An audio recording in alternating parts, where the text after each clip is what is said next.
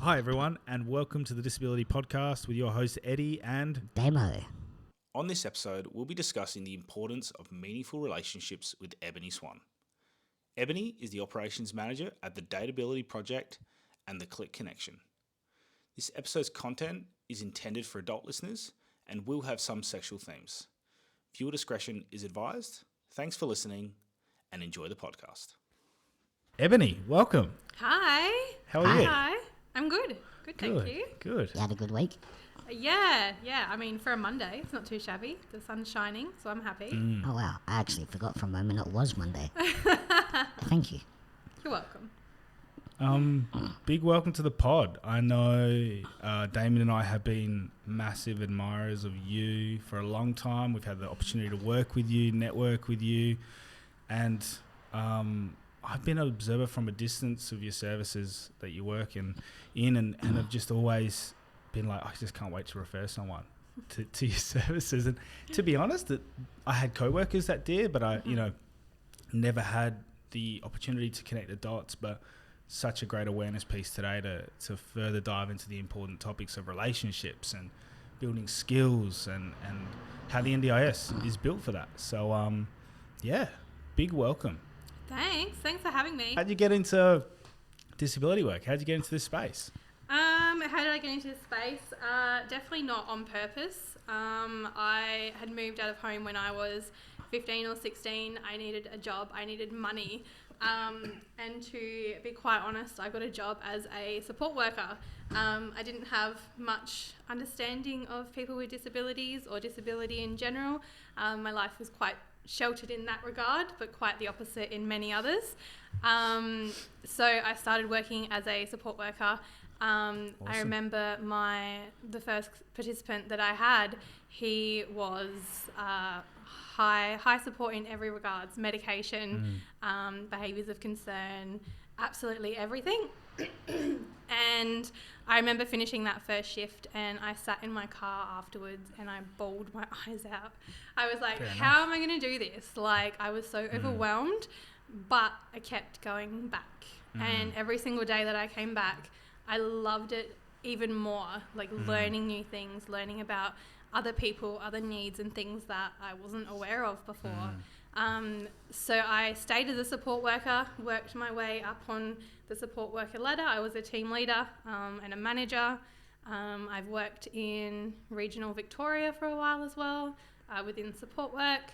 And then when I came back to South Australia, I worked for another organisation, and that person that I first supported in like the first role that I had, I came across him again and he remembered me.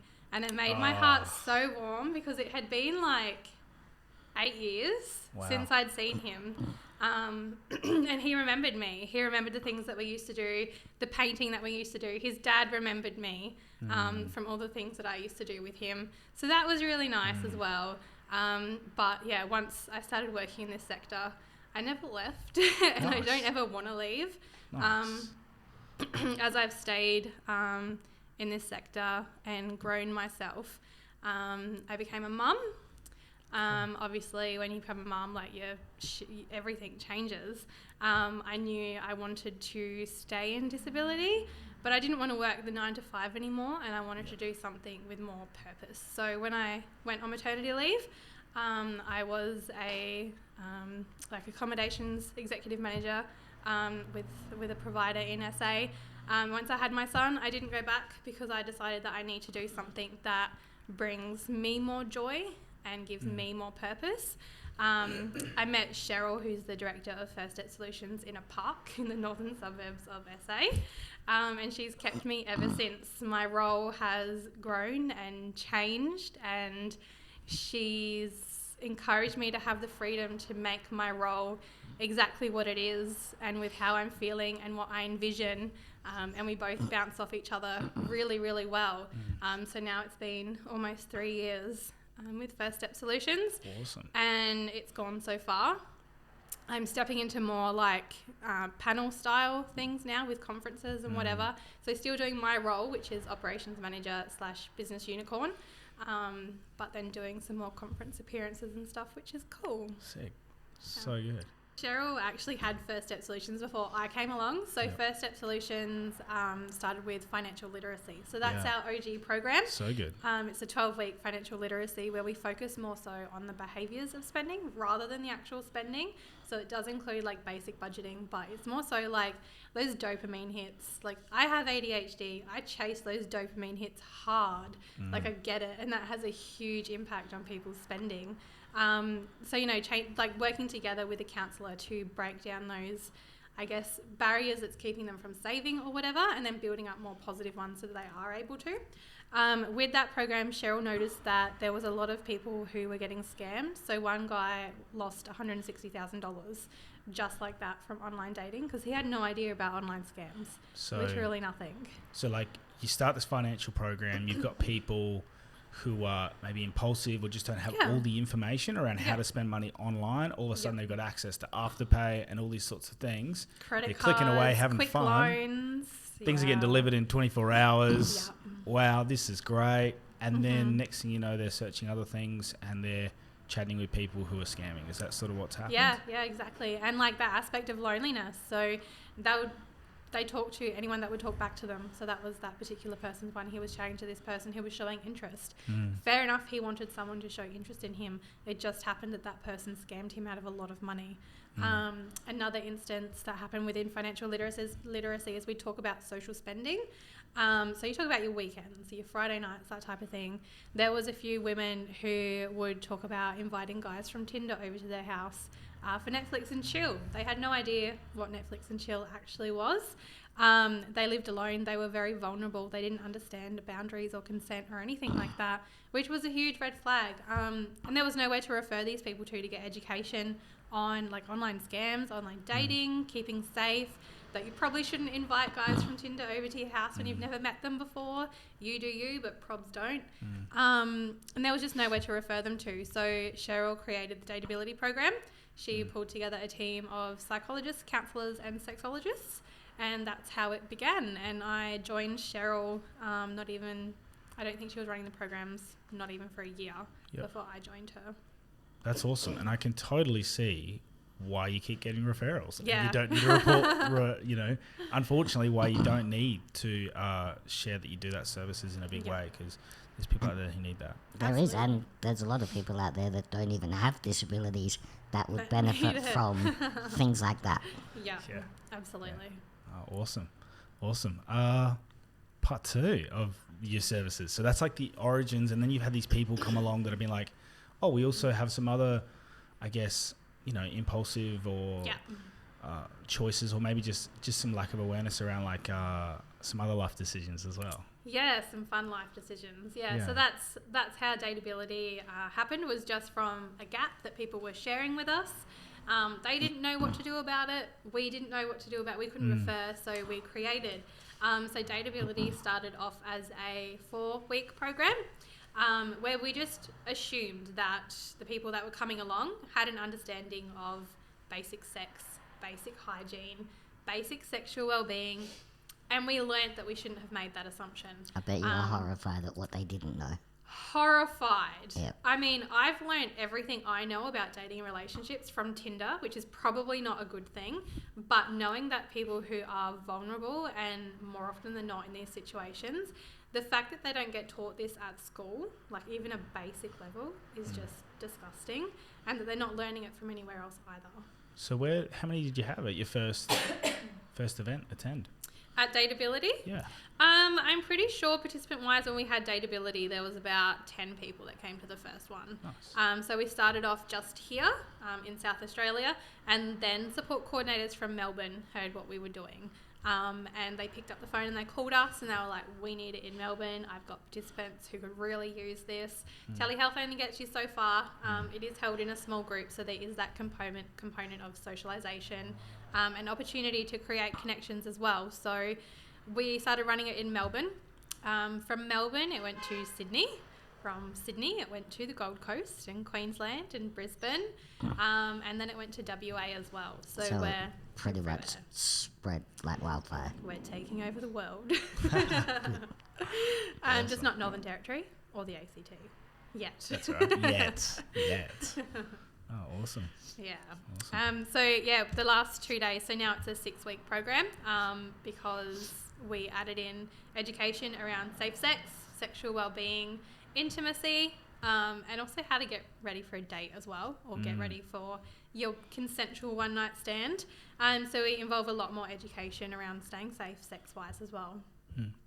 How many people are coming along to the Mates Before Dates and the programs you offer just to meet friends and build social skills? How many of them are coming along because they're like, I want to have a partner, I want somebody special in my life, and I don't have the skills or don't even know where to start, or I'm having a hard time online figuring out how to do this? Yeah, so Mates Before Dates originated from Date-Ability as well, because people were telling us, like, where can we go and meet people now? We've got these skills, don't know what to do with it, Tinder's intimidating, COVID lockdown's just finished, there was still a lot of like social anxiety and things like that. So I peer pressured Cheryl into letting me create Mates Before Dates, and we held the first one in South Australia in 2021. And we had almost 60 participants attend. Wow. We got a lot of referrals, a lot of attendees, and that was the very Huge. first one. And considering we absolutely winged it, like there's nothing else like Mates Before Dates. So with Mates Before Dates, we really encourage the importance of friendship before dating, because that is really important. And most of the time you'll find people do just want that companionship. It doesn't need to be something like marriage within 2 weeks. It can be the friendship, the building, like it's really important to have that foundation. So yeah, with Mates Before Dates, everyone meets everyone, and it's speed dating style. So yeah, we had a lot of people come to the first one. We did a lot of learning from the first one, and then we did it again in Melbourne. It was bigger, it was better. The feedback that we got from it was amazing. And then we did it in South Australia again, bigger, better. Some of the people that came to the first one also came to the second one in South Australia, and their feedback was just incredible, like appreciate it so much. They could see that we learned a lot from the first one, and they still thought the first one was amazing as well. So people create a lot of connections. I reached out to a support worker to see if she had any referrals that she wanted to come along, and she was just telling me that she has no one else because the last 3 people she'd referred to us got partners out of Mates Before Dates. Yeah, somebody's doing something right. Absolutely. So she had no more single participants that were looking to create friends. But that was a shame, but it was funny at the same time, and so cool to know that our event that we put together is translating into real life, and it's creating those connections. Oh, that's awesome. Yeah, you're right. Cool. Like Tinder can be super intimidating, and it's, you know, using a social platform isn't for everyone. It's a lot to navigate, and meeting in a safe setting with people like yourself who they trust is super important. I'm happy to say I've been with my wife since before Tinder even existed. So I've never actually had to download that app. So Let me tell you, it's scary. I can imagine. Sometimes I do steal the phones off of admin because I like to talk to people sometimes. Cool. Just sometimes. And I get a lot of the medium to high risk referrals forwarded to me because I'm a firm believer of nobody goes in the too hard basket, and I will make something work for everyone to get this education because I think it's so important.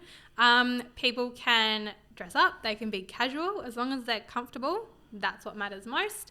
They can absolutely bring a support person, a friend, a parent, whatever makes them feel most comfortable. Cool. We find that people want to bring someone, and they do bring someone, but then by the end of the first session, they've been kicked out the room because they're feeling comfortable and they want to share more of themselves that perhaps they're not comfortable sharing with their support person, which I think is really cool.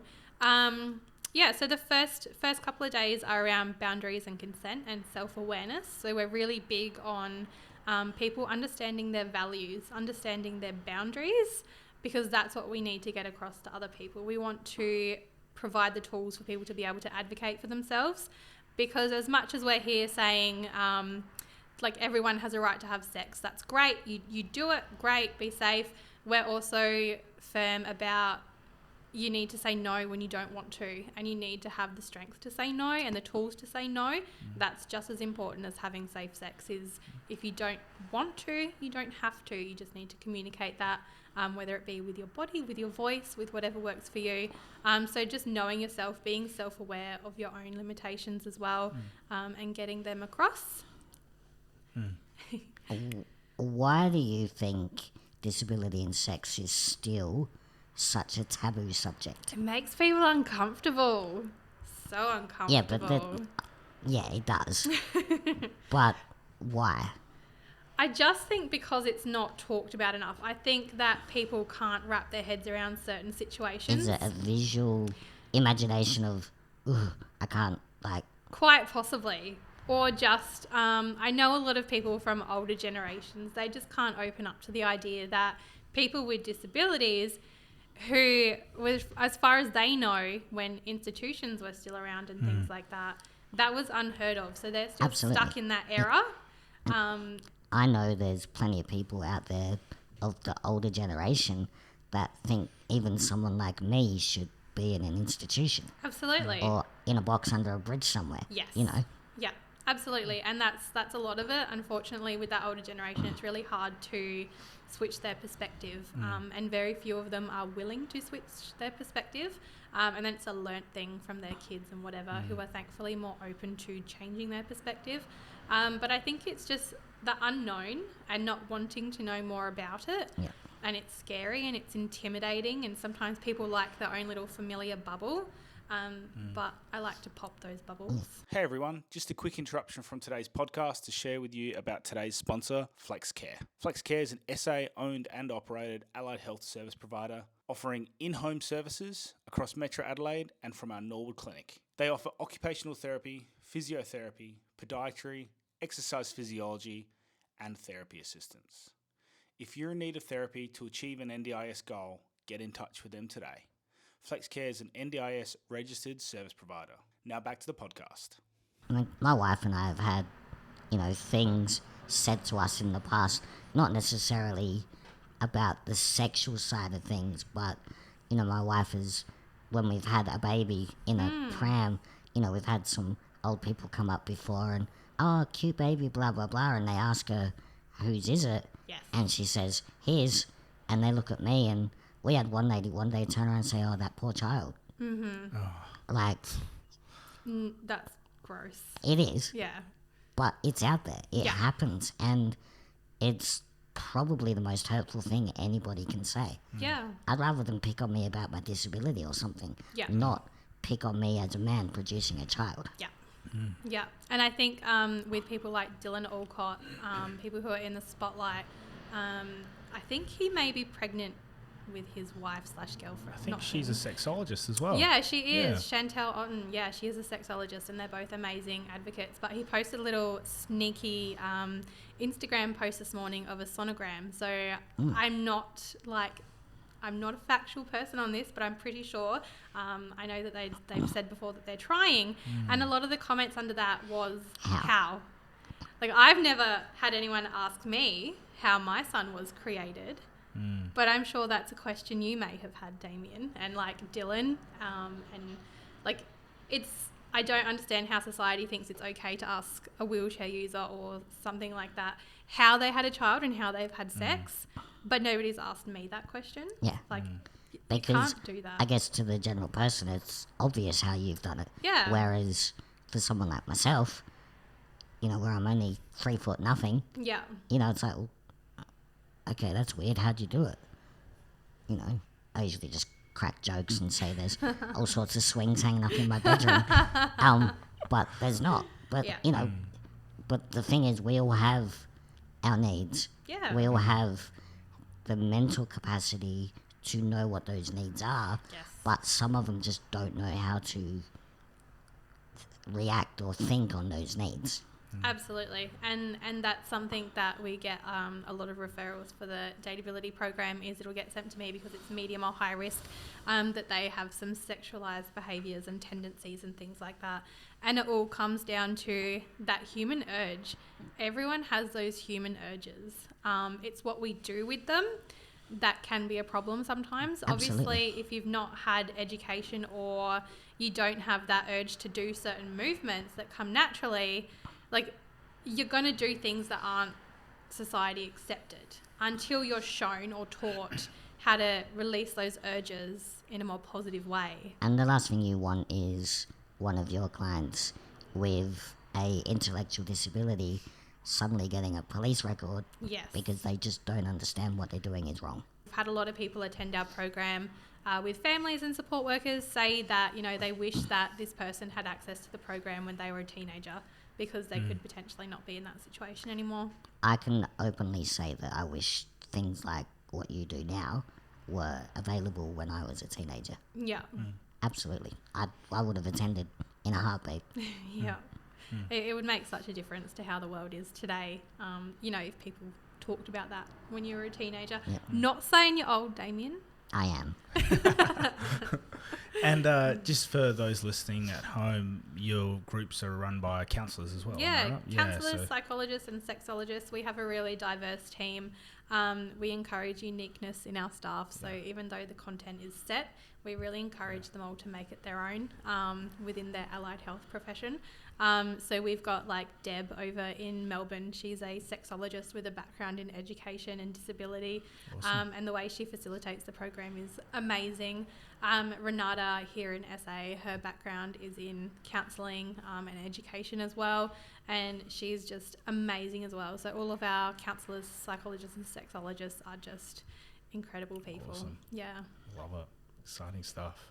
Yeah, like not talking about this stuff doesn't mean it's not there. Yeah. And, you know, all due respect to the very culturally and linguistically diverse Australia that we have the privilege of working within, you know, and I imagine your team would be incredibly sensitive to the very unique kettle of people, you know, like a whole mixed salad of unique, fantastic people that are attending your group.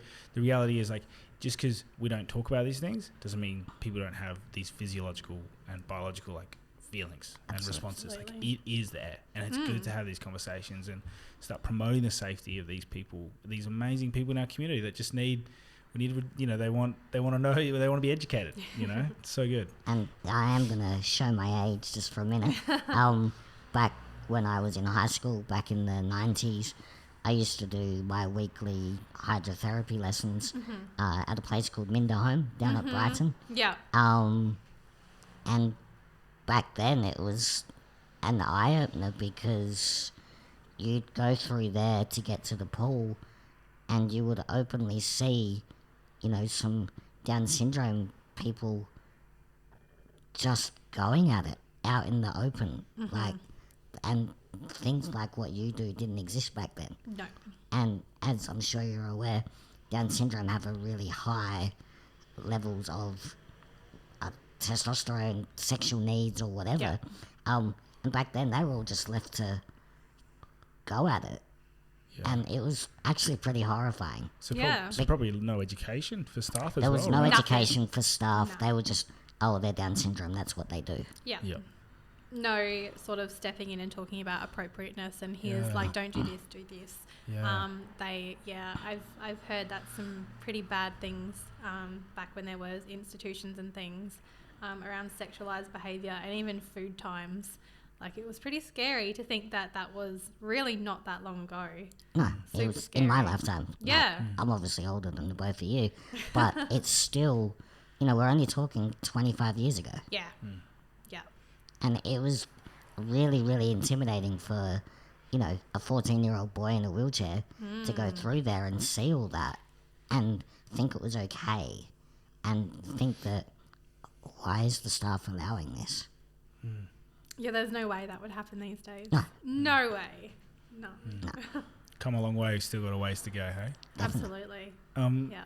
Just before we jump to maybe a couple of like participant stories and examples of how you would respond to, have you got any thoughts for like the parents out there and the carers who are just like, they hear this and they're a bit like, oh, I don't even know how my young person would get to a group like this, or I'm not sure this is for us or this isn't for us. You know, Yeah. it's like, what are some common misconceptions or I guess barriers people are feeling and concerns people are having before even getting to one of these groups? Yeah, so one of the very first things I did with Cheryl was attended an expo that was targeted towards young people, so kids and young teenagers. We had our stall there, and the amount of side eyes that we got was absolutely insane, and parents sort of cradling their kids away from our stall, saying like, oh, no, my child doesn't need that. That's not what they want. But, you know, their child was 25 and absolutely had those urges. They'd just been, you know, put under mum's wing and not deemed appropriate. That's the kind of people that is ideal for our programs.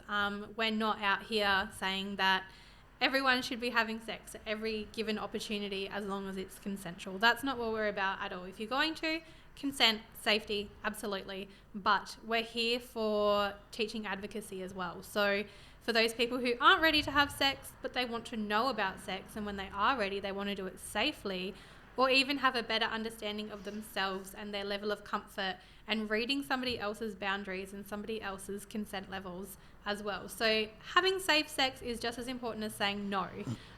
So we really want to bring up that self-advocation around saying no, I'm not ready to have sex. How do you break the barrier with the ethnic families? It can be really, really hard. I really do encourage parents to call and chat with me. I tend to be able to build a pretty alright rapport with most people. So far it has been okay, but it is difficult, and sometimes parents will hang up the phone and just say, no, it's not for us. The minute you mention the word sex, it's like... They're off. We've had parents of different culturally backgrounds just ask if they can go for the first 4 and then not attend the last 2. So the last 2 sessions are more around intimacy, sex, which is totally fine. And when that happens, more often than not, the person stays for the whole 6. Because we've built that relationship, that trusted rapport. The parents are more comfortable with it. So we know it'll happen eventually, and we do touch on like those types of things throughout the program anyway. So even if they didn't stay for the 6 and they left at the 4, it still would have been better than nothing. But we really want to push that, you know, it's needed to learn how to say no as much as it is to have safe sex. So people are going to send the first 4, learn a heap about social skills and consent and what a friendship or relationship would actually look like. Appropriate friendships. So we talk about a tool called the relationship pyramid. And on the bottom, it's got, you know, your people who like the postie, the checkout chick at Woolies. Like, you'd be friendly to them, but would you share your private information with them? No. Like the postie, would you give him a hug when you saw him? Would you greet him? You probably wouldn't hug him, but you might give him a wave. When my 9-year-old son was 3, he would hug him every day. And we had to have many chats with him about that. Oh, goodness me. My son would do that for the rubbish truck man, for sure. Yeah, you know, like the couriers that come to your door. Yeah. He would open the door before we even got there take the parcel and, you know, hug him or whatever. Like, no, high five or fist bump. That's it. Yeah. And that's all it takes is education like that and prompting. Like it's, if you catch it young, it can be such an easy behaviour to change. So yeah, and it goes up in the pyramid, like someone that you've hung out with a few times. What types of things would you share? What types of things wouldn't you share? And then we get all the way up to the top where it's like your intimate relationships. Not to say intimate as in a way of sleeping with them, but it could be sharing your deep, dark secrets. You feel like they trust you, you trust them. It's like a mutual, really solid relationship. That's where the intimate relationship would be at the very top. So that's a tool that I really love and something that resonates with a lot of people, because it's that visual around seeing where your support worker sits, where your best friend sits, where your like LAC and support coordinator sit. Like, it's a real life translation of where people should sit and what you should share.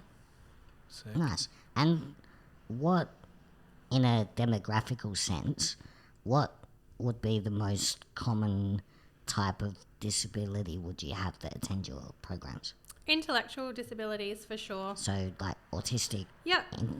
Basic intellectual? Processing, like processing differences. That's the majority. We don't sort of mark or try to pull in any, really. We're open. We don't ask what type of disability people have, just for accessibility requirements. But aside from that, like, we're happy for people to come along, but we seem to get intellectual disabilities the most. Nice. So, I think we're travelling along quite well. Yeah, man. Probably one of our last questions for you. Do you have any inspirational stories that you could share with us? Obviously, without naming names or people or even state, doesn't matter. Where you've met a client that is hopeless when it comes to relationships, and where are they now? Yeah, so we do have one participant. He's Adelaide based. He's a young male. He first attended Date-Ability. His mum referred him. He had very low self-esteem, low confidence. He had been ghosted on Tinder, had been stood up on Tinder, would just have lots of scammy chats. He just wasn't having much luck in the side of relationships. That can hurt. Yeah, super painful. And he just wanted a connection. He wanted to meet a girl. He wanted a girlfriend. He wanted that connection. He ended up attending our Date-Ability program, and then he continued one-on-ones with one of our counsellors, and that was ongoing for quite a while. Awesome. And together they worked on his skills around approaching people, and his confidence and getting to know himself. And he came along to one of our very first Mates Before Dates event, and he met some great people and he stayed in contact with them. He was very shy and nervous and anxious at the start of Mates Before Dates, but he got through it and he did make some great matches. He continued to do one-on-ones with our counsellor, and then he came back to Mates Before Dates for a second time. And he came dressed up in his suit. He came with some cue cards for his conversations. Nice. And his mum sat to the side and watched and did not jump in at all. He was confident. He was ready. I actually interviewed him recently at our office, and we talked about the challenges that he's faced. So probably a year ago, there's no way he would walk up to somebody in a bar and ask for their number. A few weeks ago, he walked up to a waitress at a bar and asked for a number. Yes. Like, he's got skills, he's got confidence now. Good on him. Hang on, So- but did she give it to him? No. Oh, hey. Bum-bum. Professional in it to win it. boundaries, she was working. Okay. And did he know, like, hey, that's okay? Like, that's part of Absolutely. it? So we do talk about rejection Rejection's in a hard, Date-Ability. a hard word to swallow for some people. Yeah, absolutely. It's hard, and it's even harder when you have different ways of processing that and dealing with that and not knowing how to deal with that, which is one of the topics in Date-Ability as well. So he had those skills in dealing with that, and he didn't have a second thought on it. He just went back to the drawing board. Confidence was not knocked. His skills were not knocked. He goes on to ask other girls' numbers appropriately. So yeah, that's one of our success stories. Like, he's been with us from Date-Ability, one-on-ones, been to both Mates Before Dates, and he is a changed man, as his mum says. That's He's- amazing. So he's does he just- show yeah. up now and pull out this little black book and it just unrolls of pages and pages of numbers now? Or?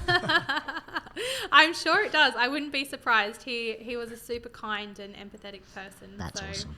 Yeah, just a good person overall. So you haven't had any clients meet through your services yet and end up married or anything just yet? I don't know about married, but I know that we've had a couple of participants attend Date-Ability and they're dating over the years, and they've been together over the years, same as Mates Before Dates. So yeah, people are even meeting through Date-Ability and hooking up together, and that just goes for 6 weeks, even at 4 weeks. And we've also been known, Cheryl and myself, to match participants up sometimes.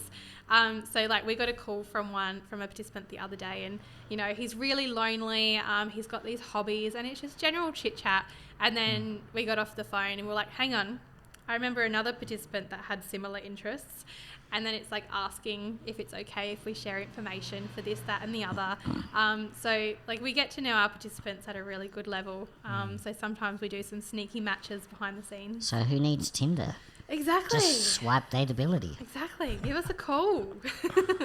That's awesome. Total wraparound support, like from day one for people right through to ongoing, supports with one-on-one counselling. I, Yeah. for one, think it's an amazing service. Totally. Absolutely. And completely NDIS funded. Yeah, and we're People learn registered these now. skills. Registered Yeah. provider. Well, that's not an easy task in itself. So No. congratulations. That was a solo task, that one. I'm pretty damn proud of myself. Congrats. Super proud.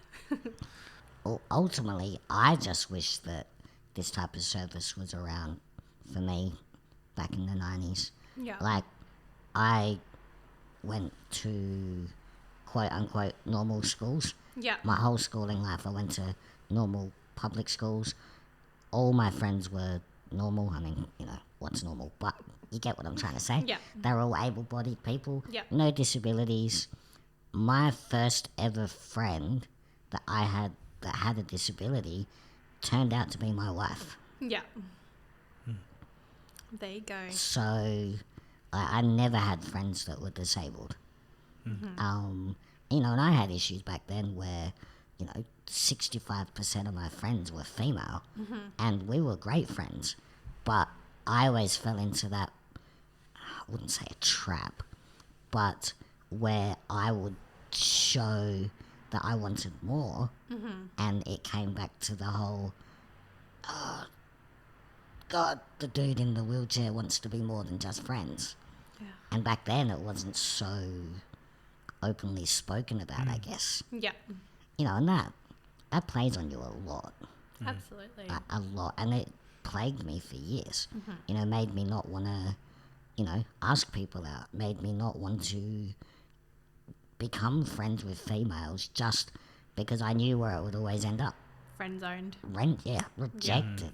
Yeah. You know, yeah, I mean, I wouldn't change anything about my life as it is now, but back then, like, I wish your services were around back then. Yeah. Absolutely. So good. Yeah. For chatting about. I guess that probably part of that leads into what you're doing now as well, which is you're not just talking with participants of the NDIS, but you're also talking with providers and providing an education piece to providers who are doing, people who are doing 24/7 care or who are doing therapy are heavily involved in people's lives. Awesome. Love it. Love the NDIS. But there's an education piece there for them around how to do best practice around supporting their people to be safe, and when they're made aware of things, they don't have to jump to like massive conclusions, right? Or jump their gun on things, or how to have important conversations with people about hygiene and health and stuff. So do you want to share a little bit about that service user starting up, am I right? Yeah, so I've recently almost finished the development of a program that is specifically developed for support people, support worker, families, carers, the like, just somebody who is supporting an NDIS participant to some capacity. This came about because I have lost count of the amount of times that I've spoken to support people, and they want the person they're supporting to have healthy and safe relationships, but they're in this state of, I need to stay within my job frame, I need to stay within my professional, my personal boundaries. So they were stuck in like this sticky spot of they don't know where to start or stop, or if like encouraging it is appropriate. And like sexualized behaviors sometimes, and just facilitating those good relationships. So I use a lot of my knowledge from when I was a support worker and talking with support workers around where their gaps are, and also having a DE on board when I finalised it to go over it as well and have her input. And a couple of our counsellors have had input as well. And it's just to provide those tools and strategies for support people to stay within their job roles where they're comfortable, but still facilitate those healthy and safe relationships and those conversations. So a lot of the program, there's scenarios.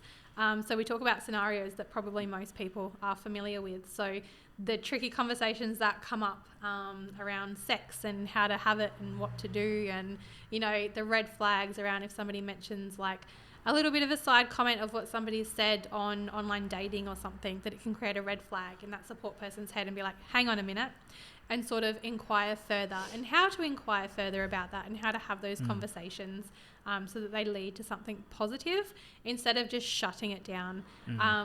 And some of that is working with the organisation that the support worker comes from, referencing back to their expectations on their staff as well. So it is a tailored program to an extent, because we do want people to have an understanding of their job roles so that they're safe and covered within that aspect, but they're able to, I guess, support that person to have relationships as well. Sounds like an awesome resource for like providers, family members, carers, people who wouldn't even never have the conversation with anyone, or maybe they don't need to, or, you know, just to get the convo or information started. for Yeah, people. That's yeah. awesome. I'm super excited. I'm trialing it with Novita in the first week of August, so I'm Awesome. really excited to do that and get the feedback from that. And then it will be rolling out to providers towards the end of the year in the next couple of months. So super excited for that one. Sweet. Yeah. Sweet. You're going to be busier than ever. So busy, insanely busy. Yep. Awesome. Anything Yeah. else, man? No, I think, Sweet. yeah. Personally, thank you. Yeah. You've Thanks for having me. You've been amazing. Yeah. This is our first guest, not just me and Damo. So we really appreciate I it. mean, we were getting a bit sick of talking to each other. Anyway. Does happen. Yeah. That's all good. No, I really appreciated chatting with you guys. Appreciate you both. Yeah. And I know you were a bit nervous beforehand, but you've done really well. Thank Absolutely. you. Absolutely. Little introvert me always finds these things nervous. So good. Yeah. And if anyone wants to find out more information about you, you've got your website. Yeah, fs-solutions.com.au, or you can give us a call, 1-800-577-370. Awesome. We'll put some notes in the description. Got an online referral form and some info on the site to look at as well. Yeah, our referral form is super easy. It's just on our website. It's a big purple button. You can't miss it. Sweet. Great. Thank Cool. you. Peace Thanks, out. guys. Bye. Later. Thanks for tuning in.